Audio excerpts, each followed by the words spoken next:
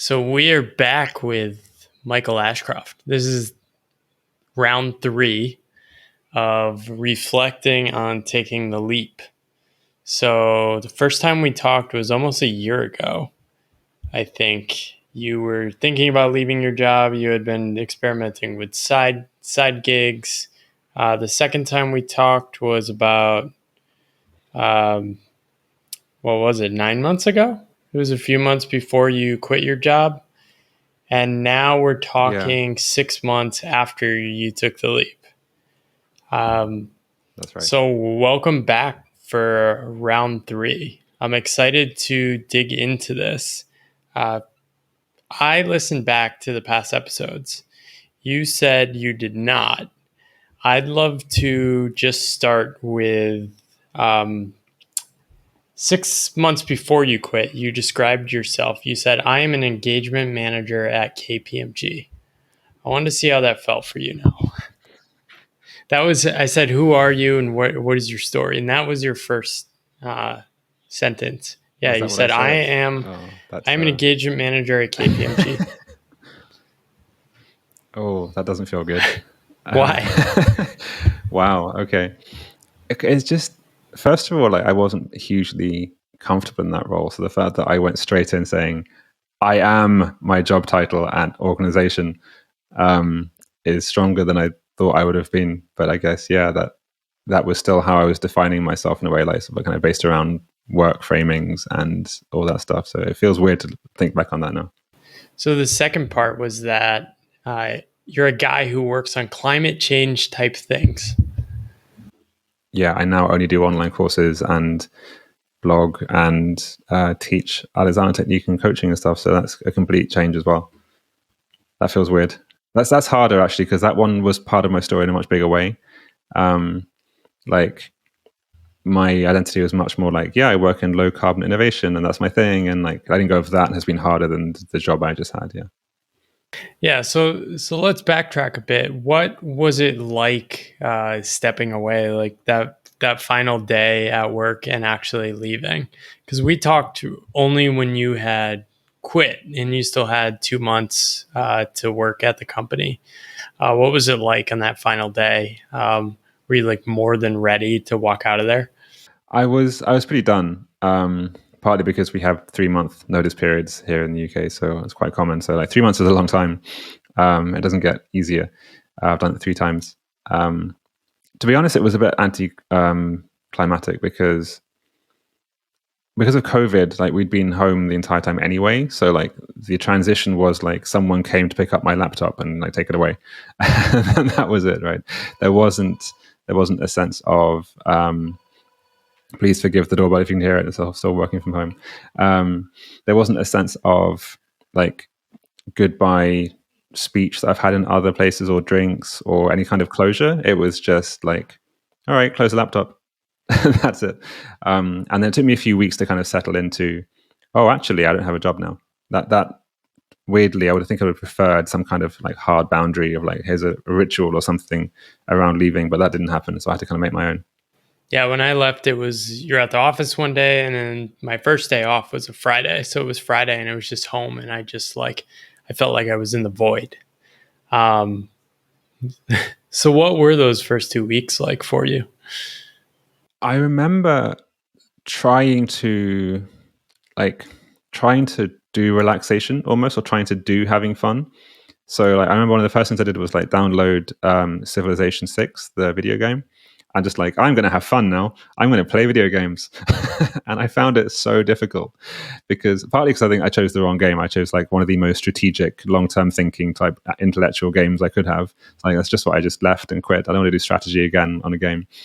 But yeah, I was like, okay, I must like log my experience. I must take selfies to see how much my face relaxes. I'll try and play. I'll like do I've left my work thing, but it didn't really work out that well. It was just like I was in kind of a weird no man's land between still feeling employed and like I had to fill the day with stuff and actually letting go almost. So a year ago, you said at age 30, you had a burnout experience. And then after that, you returned to work and you worked for a couple of years, but you always felt like you were at 75%. And because of that, you always felt like you never were really going full out. And one of your fears you shared with taking this leap was that you may never overcome that. What's your journey with that been over the last year?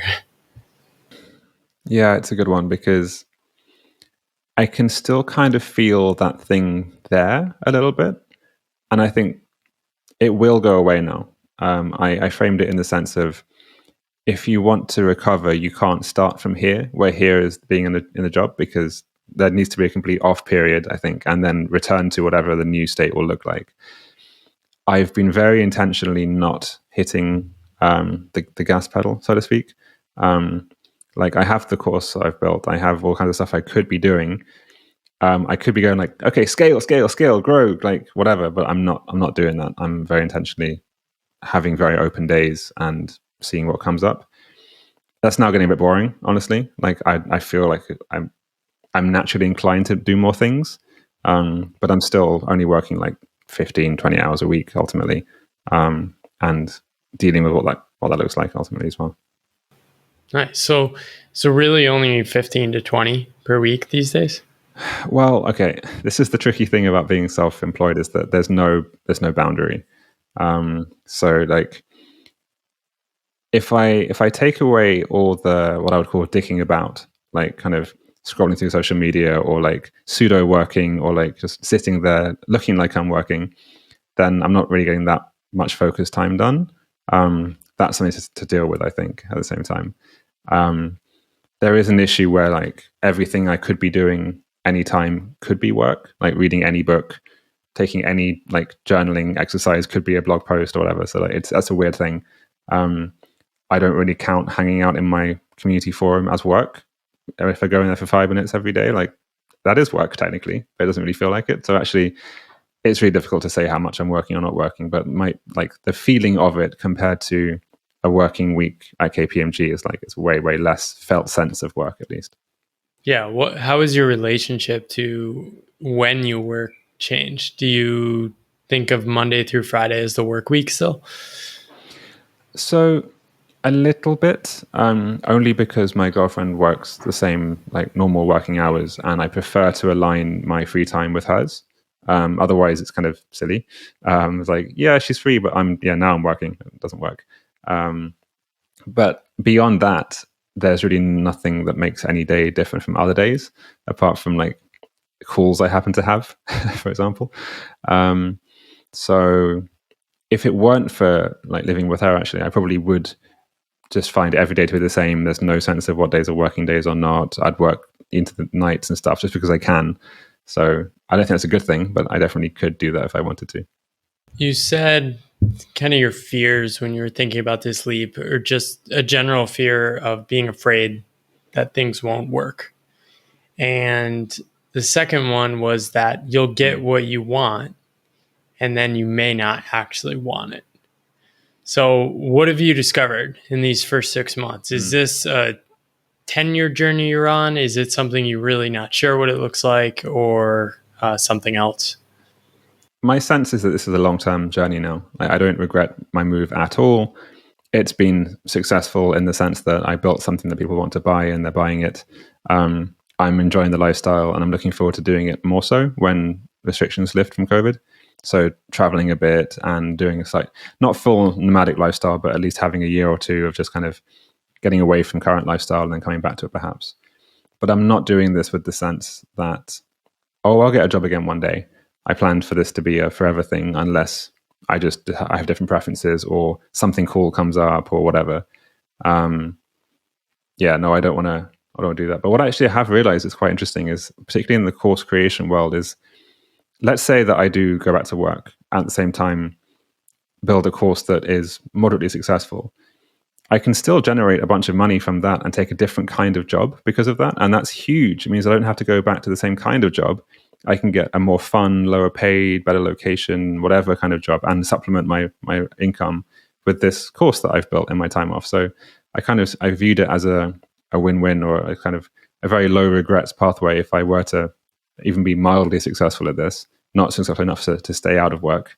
That was really helpful reframe that has turned out to be true, I think. What are some of the most surprising things you've realized? What's interesting is that I guess my baseline happiness hasn't really changed, or at least the felt experience inside each day. I remember that I had huge anxiety and stress and just like aversion back when I was in the job. And if I contrast my days now, that's absent, right? There's a new kind of anxiety of like, okay, I need to make money. I need to like, what the hell am I doing? And like, I have no experience in doing what I'm doing. What the hell do I think I'm doing? Kind of narrative, but welcome to the that's path. okay. Yeah, exactly. But that's fine. So it's more like it didn't measurably make me much happier, but it just took away a bunch of bad things and gave me scope to play around. I think I need to, or what this has shown is that taking stuff out of life doesn't automatically add new stuff. And it's the addition of new stuff that I need to be intentional about that will bring me the fulfillment I want. But you need to make space for that in the first place, not just space for the new stuff, but space to think about what that new stuff might even look like. So base level happiness is similar, but there's a certain kind of resistance or anxiety that has disappeared, and that space is clearing up more room to think. Exactly. Yeah, I never wake up and go like, ugh. And I never dread Sunday evenings or like, oh, I wish the weekend were longer. Like it's Monday morning now and my Monday looks very much like my Sunday did. Right? I'm talking to you and some friends. And like, yeah, it's all very similar. So I guess what that does actually illustrate is that the quality of my life and my own internal state, if you like, is like on me in some sense. It's my fault if it goes well or not. I can no longer blame. There's no boss to point at saying it's his fault that I'm having a bad day, right? No, it's just my fault. I don't know how to plan my tasks. I'm not good at focusing or whatever it is. It's all on me now. So that's a whole different kind of thing to deal with. Yeah, there's power in that. I think that overwhelms some people.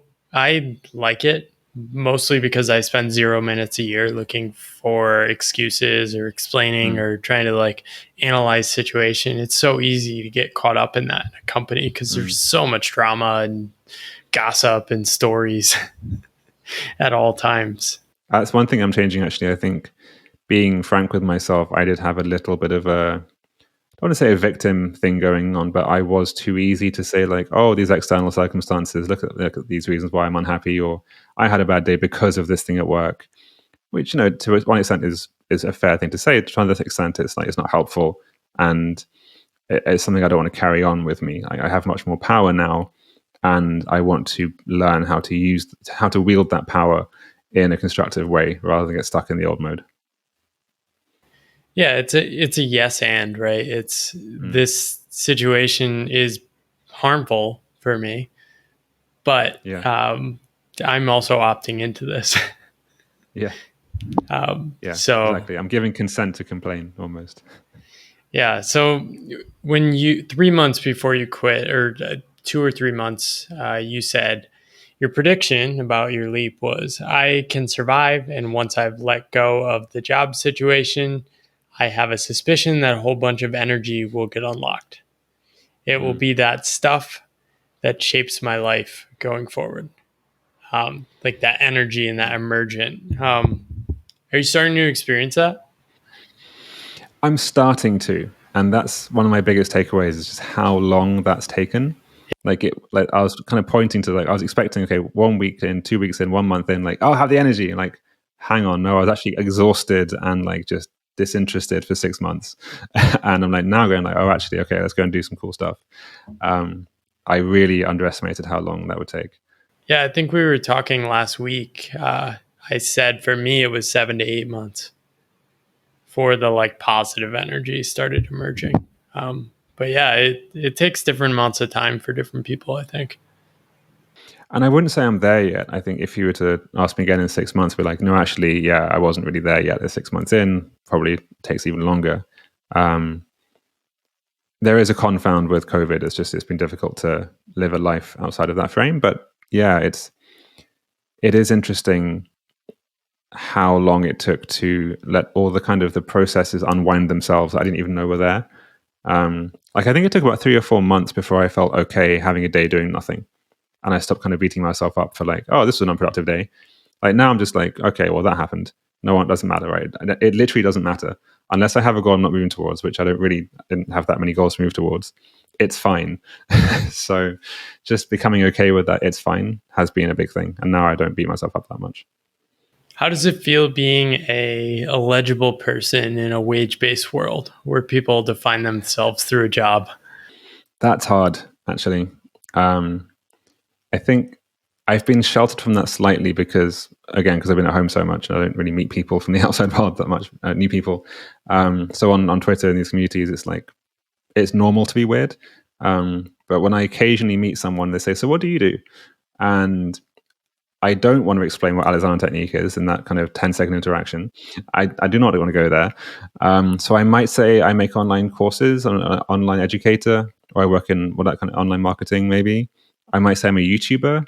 I might say I'm a writer. Like it's all of these things are technically true, but none of them really fit. I think that's fine though. I'd rather have like a long list of that kind of fits than one thing that feels overly tight, like I'm an engagement manager at KPMG. How legible is that? And I'm dying inside. That's that's not something I want. Have you started to put just more importance on making other like friends like me and what that means for your longer term journey? Yeah, it's interesting. When I first started out, I was still in the like, hey, let's do like intro Zoom call and then leave it there. And I think now I've got like 5 recurring, hey, let's just chat once a week, once a month, and let's get to know each other. And like, I feel like the friend thing is now beginning to actually make sense. I think because in the past, I just didn't have that much time to do calls. I didn't have that much like flexibility to do them when people were around and that kind of thing. And like the stuff I was doing wasn't interesting to them either. Whereas now I can relate to people much more easily. But yeah, it's nice to find people who understand, who are on the same pathless path, and be able to just like, you get it, cool. I don't need to explain all this stuff I'm feeling because like I can just point to it, like, yeah, that thing, cool, I get it, yeah, been there. Yeah, it's like, oh yeah, you're going through that stage now. Okay, yeah, you'll be okay in a couple months. It's Exactly. It sucks right now, but Yeah. good. Yeah. So, what's next? Like, what is? Maybe we'll keep doing these every year until we're 80. That'd be awesome. Actually, it'd be a great thing to look back on. I think what's next is to get my course to a place where I'm happy just like it's done, not done, but like it's sufficiently finished so I can release it and whatever. But beyond that, I would like to start to leave the country a bit and just go other places, live a bit of life, and not. So I have it basically as a fork in my road. I could either really push hard and grow the things I'm growing, or I could be like, look, I have decades for this. I'm not going to cram my life full of work. One day I might think, okay, as a startup here, I'm going to scale it, I'm going to do the thing. But right now I'm not in that space. So the path I'm taking is going to be like, okay, see what comes up, like space, and keep working on my stuff in the background and just see what serendipities come up. So course, some coaching, writing, reading, YouTube videos, fun as much as I can, basically. Were you surprised at any of the things you said?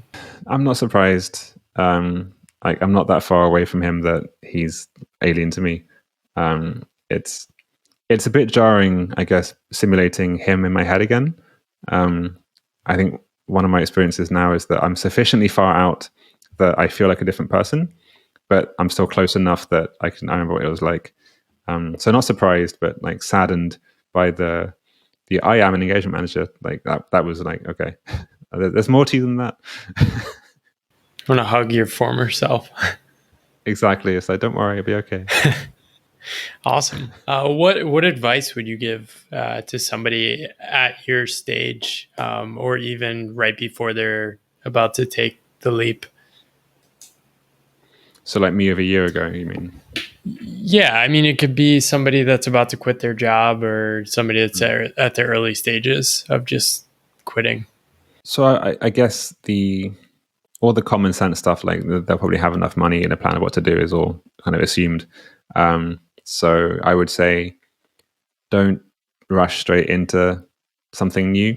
Really allow for the time required to decompress and for other stuff to come up that you might not expect. Because the person that I was when quitting, is fundamentally not the person who has the insights. There's a transformation process of becoming someone new who isn't defined by the job.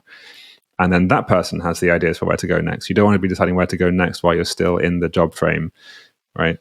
Because you can't possibly see what is open to you at that point. I love that. Yeah, you can't have a 5-year plan because the 6 months from now version is going to be a lot smarter. So let's just wait and see what he comes up with. Yeah, exactly. So just wait. Just like your goal is to get to him rather than to figure out what he will be doing in 5 years' time. Almost talking to myself. Awesome. Well, thank you for checking in. We will add this, and hopefully people find this valuable. Sounds good. No, thank you for inviting me back on, and thank you for suggesting that we do this a year ago. It's been really fun to watch it progress.